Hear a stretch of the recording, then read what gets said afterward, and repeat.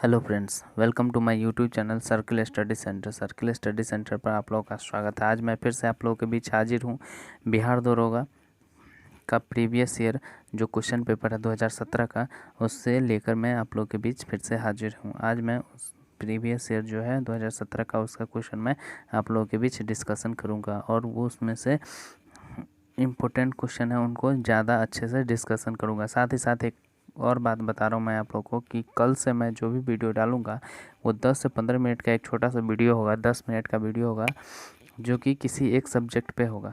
किसी एक सब्जेक्ट का जो सीरीज चलाएंगे उसमें किसी एक सब्जेक्ट का रोज़ 5 या 6 क्वेश्चन उसमें होंगे और 5 या 6 क्वेश्चन होंगे, जिसका अच्छे से डिस्कशन करेंगे आप लोगों के बीच, आप लोगों के साथ। वो क्वेश्चन हिस्ट्री से हो सकता है, ज्योग्राफी से हो सकता है या साइंस स्ट्रीम से हो सकता है। ठीक है, तो वो जितने भी क्वेश्चन होंगे वो कल आप लोग को पता चल जाए कि कौन सा सब्जेक्ट लेके हम लोग आ रहे हैं। या आप लोग, अच्छा रहेगा कि आप लोग कमेंट करके बताइए कि कौन सा सब्जेक्ट का मतलब सीरीज स्टार्ट किया जाए। तो आप लोग कमेंट करके बताइएगा तो वो ज़्यादा बेटर रहेगा, और नहीं तो फिर मैं अपने मन से ही स्टार्ट करूँगा किसी एक सब्जेक्ट का क्वेश्चन सीरीज। तो हम लोग स्टार्ट करते हैं क्वेश्चन नंबर फर्स्ट से। तो हमारा क्वेश्चन नंबर जो फर्स्ट है वो है हमारा कि पूछ रहा है कि उच्चतम न्यायालय के न्यायाधीश के अवकाश ग्रहण करने का उम्र क्या होता है।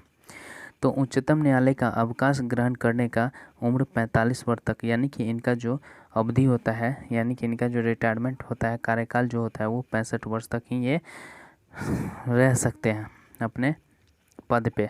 उसके बाद इनका रिटायरमेंट हो सकता है।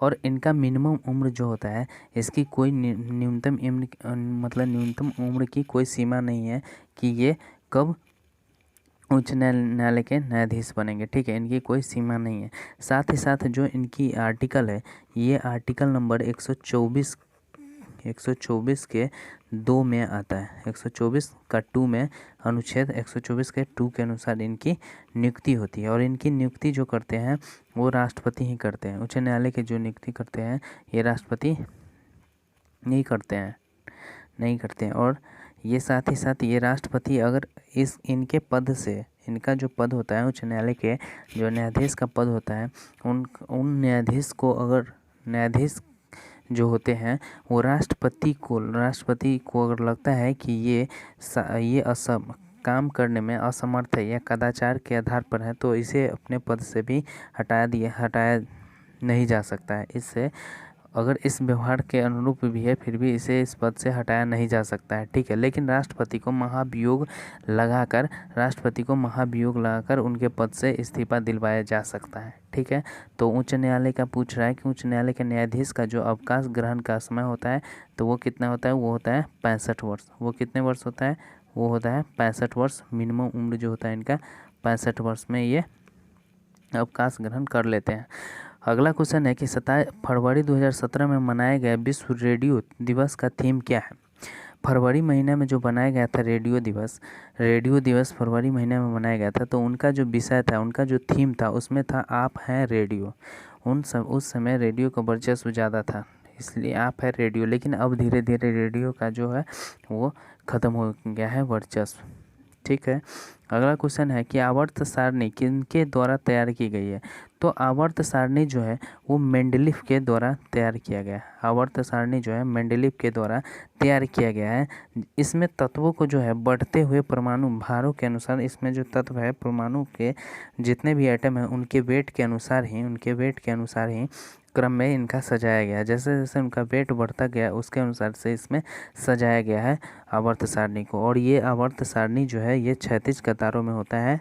ठीक है, ये क्षैतिज कतारों में होता है, आवर्त सारणी है। और इसे तैयार करने वाला कौन सा है, तो ये मेंडलीफ तैयार किया। उसके बाद अगला क्वेश्चन है, इनमें से कौन भारत के राष्ट्रपति के द्वारा नियुक्त किया नहीं जा सकता है। तो राष्ट्रपति के द्वारा कौन नियुक्त नहीं होता है, तो राष्ट्रपति प्रधानमंत्री जो होता है, प्रधानमंत्री को भी शपथ कौन दिलाते हैं? तो राष्ट्रपति। भारत के मुख्य न्यायाधीश का भी शपथ राष्ट्रपति दिलवाते, राजदूत का भी राष्ट्रपति दिलवाते। लेकिन बात यहाँ पे ये फंसती है कि उपराष्ट्रपति को राष्ट्रपति नियुक्त नहीं करते हैं, उपराष्ट्रपति को राष्ट्रपति नियुक्त नहीं करते हैं, क्योंकि इनका जो चुनाव होता है वो सांसद के अनुरूप होता है। ठीक है, अगला क्वेश्चन है कि विभिन्न राजनीतिक दलों की स्वीकृति राष्ट्रीय पार्टी अथवा प्रादेशिक पार्टी के रूप में कौन प्रदान करता है? तो ये प्रदान करता है चुनाव आयोग। चुनाव आयोग के द्वारा ही किसी भी पार्टी की, राजनीतिक दलों की जो पार्टी होती है या प्रादेशिक या यानी कि नेशनल, राष्ट्रीय तौर पे होता है या एक राज्य के तौर पे ही होता है, उसे प्रादेशिक पार्टी कर बोलते हैं, और जो राष्ट्र लेवल पे होता है उसे हम लोग राष्ट्रीय पार्टी बोलते हैं। तो इनका जो अनुदान, इनका जो अनुमति प्रदान करता है वो पड़ता है चुनाव आयोग, और चुनाव आयोग करता है। और साथ ही साथ चुनाव कराने का जो अनुच्छेद है वो अनुच्छेद नंबर जो है वो 324 है, वो 324 है। 324(1) जो है वो इलेक्शन कमेटी से संबंधित है। और इसके साथ ही साथ 25 जनवरी को मतदाता दिवस भी मनाया जाता है। बिहार के उप मुख्यमंत्री अभी कौन है? मतलब 2017 के अकॉर्डिंग पूछा गया है। तो उस समय जो वहाँ के मुख्यमंत्री जो थे वो कौन थे? तो वो थे हमारा तेजस्वी यादव थे। उस समय तेजस्वी यादव जो थे उप मुख्यमंत्री थे, और मुख्यमंत्री जो थे वो थे नीतीश कुमार। मुख्यमंत्री उस समय नीतीश कुमार। लेकिन वर्तमान में भी देखा जाए, वर्तमान में यानी कि 2021 में भी जो है बिहार के मुख्यमंत्री, बिहार के जो सीएम है वो कौन है? बिहार के सीएम जो है वो भी अभी नीतीश कुमार जी हैं। नीतीश कुमार उनका सीएम है। और इनका उप मुख्यमंत्री जो है, अभी उप मुख्यमंत्री जो है बिहार के, वो है हमारे तारकिशोर प्रसाद है। और साथ ही साथ एक महिला जी है जिसका नाम है, एक है तारकिशोर यादव या तारकिशोर प्रसाद है। ठीक है, और दूसरा जो है एक महिला है वो, उसका नाम है रेणु देवी। ये जो है बिहार के वर्तमान में उप मुख्यमंत्री है। ठीक है, और बिहार में कहा जाए तो बिहार में जो लोकसभा की जो सीटें होती हैं, बिहार में जो लोकसभा की सीट है वो कितने हैं? 40 है। लोकसभा की सीट कितने हैं? 40 है। और राज्यसभा के जो सीट है वो RS जिसे बोलते हैं, राज्यसभा के जो सीट है वो 16 है। और विधानसभा की जो सीट है वो 243 है। विधानसभा के जो सीट है वो कितना है? विधानसभा का जो सीट है 243 है। और पिछली बार जब लोकसभा का जो चुनाव हुआ था, 17वीं लोकसभा का जो चुनाव हुआ था, उसमें 39 सीटों पर बीजेपी का राज हुआ था। 39 सीट पर बीजेपी का था। और एक सीट जो मिला था वो कांग्रेस को, मात्र एक सीट मिला था, कांग्रेस को एक सीट मिला था। ठीक है, और 2017वीं लोकसभा चुनाव के अनुसार बिहार में बीजेपी को 39 सीट मिला था, और एक सीट जो मिला था वो कांग्रेस को मिला था। अगला क्वेश्चन है, जो राज्य नहर सिंचाई पर सर्वाधिक आश्रित है वह कौन सा है? तो नहर सिंचाई पर सबसे ज़्यादा आश्रित जो है वो है पंजाब। पंजाब जो है नहर पर आश्रित है। वहाँ पे जो खेती की जाती है, पंजाब राज्य में जो खेती की जाती है वहाँ पे नहरों पे लोग आश्रित है। और ज़्यादातर नदियाँ में भी जो पानी नहीं होती है वह नहरों का ही सहारा लिया जाता है ज़्यादातर पंजाब में खेती के लिए। उसके बाद है सूफी संत ख्वाजा मोइनुद्दीन चिश्ती का, सूफी संत जो थे वो ख्वाजा मोइनुद्दीन चिश्ती का जो उर्स यहाँ पर मनाया जाता था। उर्स मतलब कहाँ पे मनाया जाता था? उनका जो उर्स जो मतलब उनका जो रहने का दरगाह था वो कहाँ पे मनाया जाता था? तो वो था अजमेर शरीफ में। इनका जो उर्स मनाया जाने वाला जो था, ये उर्स जो था वहाँ पे था अजमेर शरीफ में। कहा जाता है कि शेख मोइनुद्दीन चिश्ती की जो दरगाह है वो अजमेर शरीफ में ही स्थित है। ठीक है, जहाँ प्रति वर्ष जो है उर्स का ही मेला लगता है, जहाँ हर एक वर्ष उर्स का मेला लगता है। यहाँ पे उर्स का जो मेला लगता है वो अजमेर शरीफ में ही लगता है। और यहाँ पे जैनियों का जो रखवाला यानी कि मंदिर जो होता है, जैन धर्म के लोगों के लिए जो मंदिर का निर्माण किया गया है, या मंदिर का जो रखवाला होता है, जैन धर्म के मंदिर का जो रखवाला होता है उसे हम लोग नासिया बोलते हैं। उसे हम लोग क्या बोलते हैं? नासिया कहते हैं, नासिया। जैन धर्म के मंदिर को का जो रखवाला होता है उसे हम लोग नासिया बोलते हैं। और अजमेर में जो है हिंदू एवं मुसलमानों के, हिंदू और मुसलमान दोनों के तीर्थ स्थल मौजूद है। भारत के सुदूर पूर्व में जो देश है, भारत के सुदूर पूर्व में जो देश है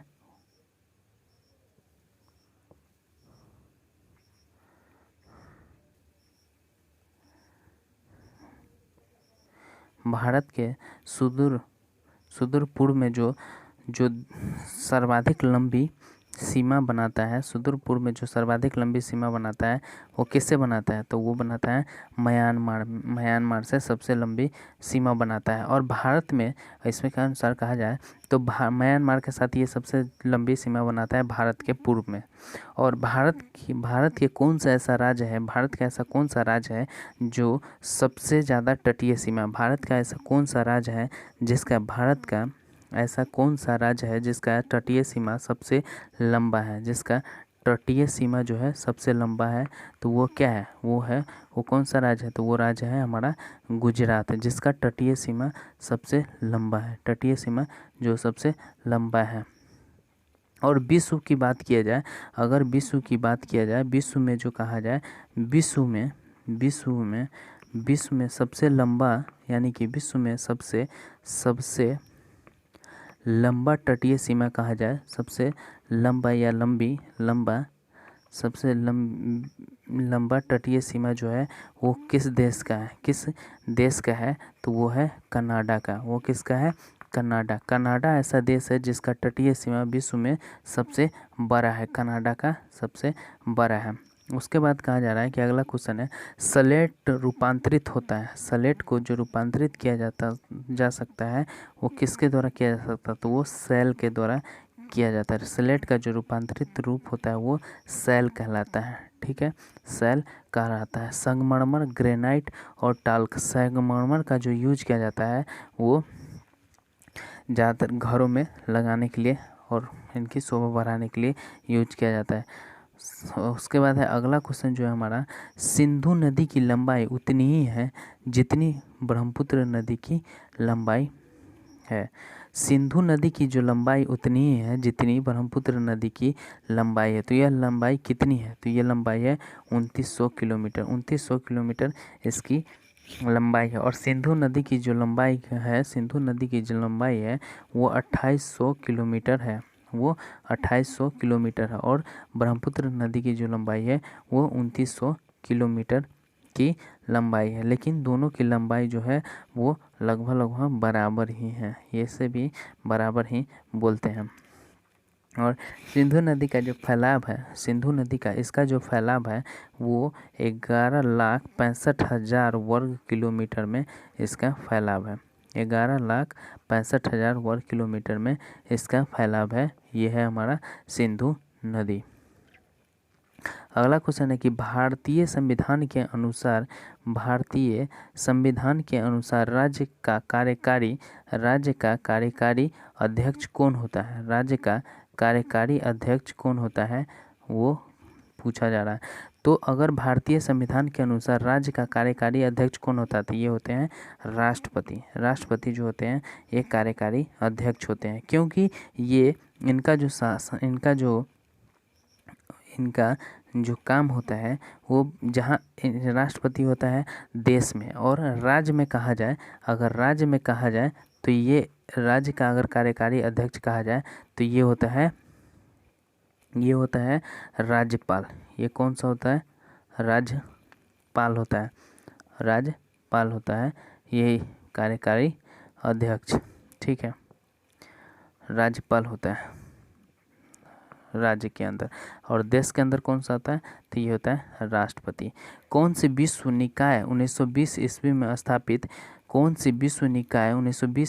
स्थापित हुई और 1946 ईस्वी में इसे भंग कर दी गई थी? तो लीग ऑफ नेशन जो है ये 1920 ईस्वी में स्थापित की गई और 1946 ईस्वी में इसे भंग कर दिया गया।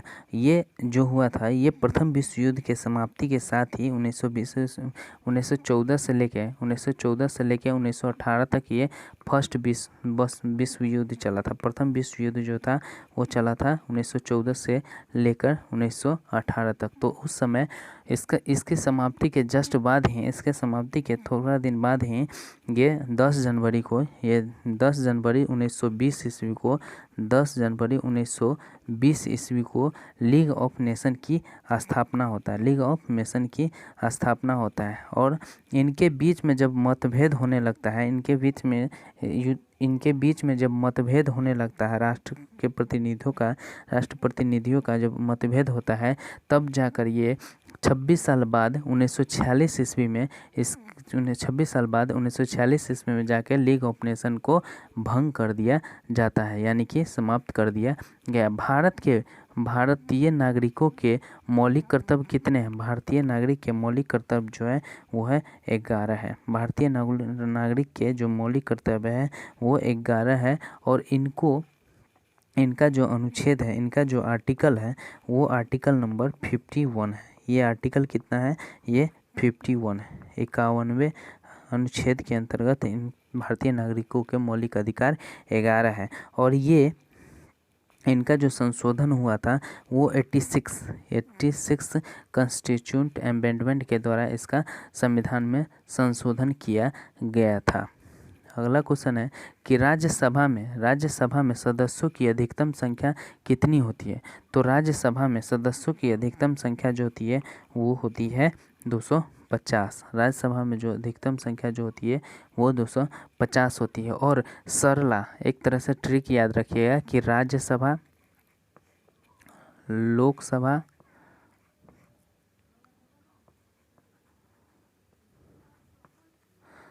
और संसद इसके 79 है। संसद आर्टिकल नंबर 79 में आता है और लोकसभा जो होता है 80 में आता है और ये राज्यसभा जो है 81 में आता है। यानी कि सरला याद रखिएगा आप लोग, सरला, जिससे ये पता चलेगा 100 से सांसद जो होता है वो 79 नंबर अनुच्छेद में आता है और र से राज्यसभा, सरला र से क्या होता है? राज्यसभा। तो राज्यसभा किस में आता है? ये आता है हमारा 80 नंबर में। राज्यसभा जो आता है 80 नंबर में आता है और ये जो है हमारा लोकसभा जो आता है अनुच्छेद नंबर 81 में आता है। ठीक है। और राज्यसभा में कितने सदस्य का जो होता है अधिकतम नाम निर्वाचित किया जाता है? तो वो होता है 250। ये होता है 250। गांधी जी का जन्म कहाँ हुआ था? तो गांधी जी का जन्म जो हुआ था 2 अक्टूबर 1869 ईस्वी में, 2 अक्टूबर 1869 ईस्वी में गुजरात के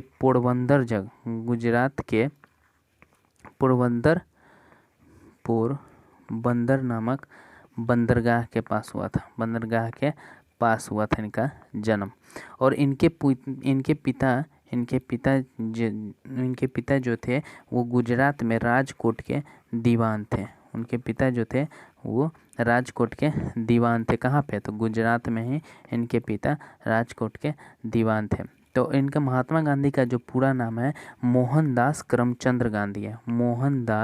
महात्मा गांधी का जो पूरा नाम है मोहनदास करमचंद गांधी है और इनके पिता का नाम जो है वो है करमचंद गांधी। इनके पिता का नाम क्या है?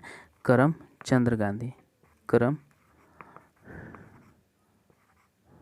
करमचंद गांधी। और माता का नाम पुतलीबाई।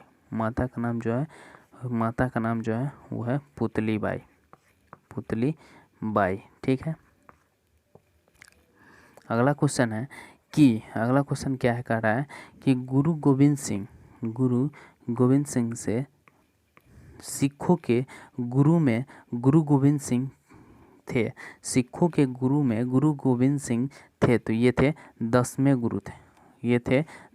गुरु और अंतिम गुरु थे। 10वें गुरु थे और ये अंतिम गुरु थे। इनके बाद जो है गुरु का प्रथा जो है वो समाप्त कर दिया गया। इनके बाद जो है गुरु गोविंद सिंह के बाद ये इनका प्रथा जो है समाप्त कर दिया गया। और गुरु गोविंद सिंह का जो जन्म हुआ है बिहार में पटना नामक जगह पे, पटना में पटना में हुआ है ये। पटना में हुआ है, जहाँ पे पाटलिपुत्रा के अंदर में एक गुरुद्वारा भी है, वहीं पे इनका जन्म हुआ है। कनिष्क जो राजा थे वो कुशासन वंश के ही थे। कनिष्क राजा जो थे वो किस वंश के थे, तो वो कुशासन वंश के थे।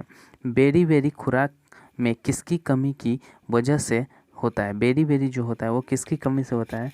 तो बेरी बेरी जो होता है वो विटामिन बी की कमी से होता है। विटामिन बी की कमी से होता है। और विटामिन ए की कमी से क्या होता है? रतौंधी होता है। रतौंधी होता है। और विटामिन डी की कमी से, विटामिन सी की कमी से स्कर्वी रोग होता है। स्कर्वी होता है विटामिन सी की कमी से। अगला क्वेश्चन जो है, भारत पर आक्रमण करने वाला पहला मुसलमान कौन था? तो मोहम्मद बिन कासिम जो था। भारत पे जो पहली बार आक्रमण किया गया था वो मोहम्मद बिन कासिम के द्वारा आक्रमण किया गया था। और अरबों के द्वारा इस पे आक्रमण किया गया था 712 ईस्वी में किया गया। और ये मोहम्मद बिन कासिम थे जो गुजरात के रास्ते से आए हुए थे और भारत पे आक्रमण किए थे। पृथ्वी जो है अपनी धुरी पर घूमती रहती है। तो पृथ्वी अपनी धुरी पर हमेशा घूमती रहती है। वो 23 घंटे 56 मिनट 4 सेकंड में एक धुरी वो पूरी करती है। 23 घंटे 56 मिनट 4 सेकंड में अपनी धुरी पूरी करती है।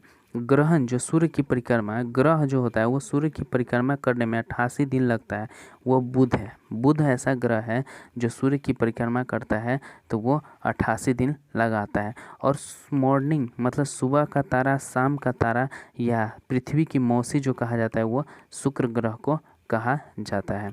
उस शहर का देशांतर क्या है जहाँ का स्थानीय समय 6 बजे है, जबकि ग्रीनविच औसत समय से 4 बजे शाम है। तो ये हमारा 30 डिग्री पूर्वांतर। और भारत का जो मानक समय है ये निकाला गया है इलाहाबाद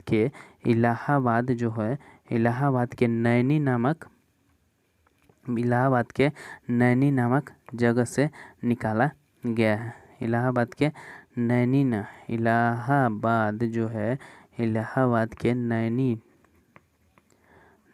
नामक जगह है, वहाँ से भारत का समय का मानक निकाला गया तो इसका आंसर क्या हो गया? ए नंबर। अगला क्वेश्चन है, इनमें से कौन सा इस्पात प्लांट युक्त नहीं है? तो वो जो है वो सिंदरी जो है वो इस्पात यानी कि प्लांट से संबंधित नहीं। भिलाई है, विशाखापत्तनम है और पारादीप है। भिलाई, राउरकेला और विशाखापत्तनम ये सब जो है इस्पात से रिलेटेड है। अगला क्वेश्चन जो है हमारा 25 नंबर क्वेश्चन है, वो है हमारा गारो जनजाति कहाँ पाया जाता है? तो गारो जनजाति जो है हिमाचल प्रदेश में पाया जाता है। गारो, खासी और जयंतिया, ये तीनों हिमाचल प्रदेश के पहाड़ी का नाम है। और इन पहाड़ी के नामों पे ही इन जनजातियों का भी नाम है। और ये तीनों जनजाति जो है हिमाचल प्रदेश में ही मिलते हैं। गारो, खासी, जयंतिया जो है हिमाचल प्रदेश में ही मिलते हैं। रामनाथ कोविंद राष्ट्रपति पद का प्रत्याशी बनाए जाने के समय रामनाथ कोविंद जो थे वो जब राष्ट्रपति का प्रत्याशी बने थे तो किस राज्य का राज्यपाल थे? तो उस समय वो बिहार के राज्यपाल थे। जब वो राष्ट्रपति का चुनाव लड़े थे उस समय वो बिहार के राज्यपाल थे। अगला क्वेश्चन है, उस खगोल भौतिक शास्त्री का नाम बताएं जो एक क्षयतांत्रिक रोग से पीड़ित है और केवल कंप्यूटर के माध्यम से ही अपनी बात कह पाता है। तो वो है हमारा स्टीफन हॉकिंस है। वो खगोल शास्त्री साइंटिस्ट है। इनका शरीर का कोई भी अंग काम नहीं करता है, लेकिन इनका जो दिमाग है वो कंप्यूटर के सहारे से काम करता है, जिनका 2019 में मृत्यु हो चुका है। दिल्ली चलो का नारा किसने दिया था? दिल्ली चलो का नारा सुभाष चंद्र बोस ने दिए थे। दिल्ली चलो का नारा किसने दिया था? तो दिल्ली चलो का नारा सुभाष चंद्र बोस जी ने दिए थे, जिसमें कहा गया था कि तुम मुझे खून दो और मैं तुम्हें आज़ादी दूंगा। तुम मुझे, सुभाष चंद्र बोस ने जब दिल्ली चलो का नारा दिया था उसमें सुभाष चंद्र बोस जी ने ही कहा था कि तुम मुझे खून दो, तुम मुझे खून दो और मैं तुम्हें आज़ादी दूंगा। तुम मुझे खून दो और मैं तुम्हें आज़ादी दूंगा, ऐसा कहा गया था जैसे स्वतंत्रता नारे लगाए गए थे। और साथ ही साथ सुभाष चंद्र बोस जो है आज़ाद हिंद फौज की स्थापना भी किए थे। आज़ाद हिंद फौज की स्थापना भी किए हुए थे सुभाष चंद्र बोस। भारत की बुलबुल किसे कहा जाता है? तो भारत की बुलबुल जो कहा जाता है वो सरोजनी नायडू को कहा जाता है। और भारत की कोकिला जो कहा जाता है वो कहा जाता है, सिंगर है लता मंगेशकर को भारत की कोकिला कहा जाता है। और भारत की जो बुलबुल है नाइटिंगेल ऑफ इंडिया, इसे नाइटिंगेल ऑफ इंडिया जो है उसे सरोजनी नायडू को कहा जाता है। और विजय लक्ष्मी पंडित जो है यूएनओ